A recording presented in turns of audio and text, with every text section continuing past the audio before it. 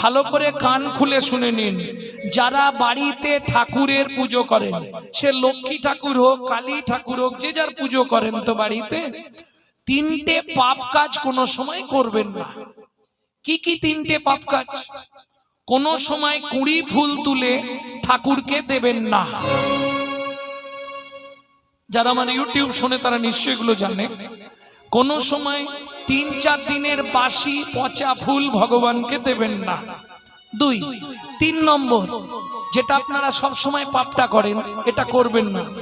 সকালবেলা হাঁটতে যাবার নাম করে লোকের কাছে ফুল চুরি করে ঠাকুরকে দেবেন না। কি হলো, হাসছে কেন? মানে যারা করে তারা হাসছে নাকি? হ্যাঁ, এ পাপ হয়। কোথায় বলা আছে? ব্রহ্মবৈবর্ত পুরাণে বলা আছে, শ্রীমদ্ ভাগবতের ৫ম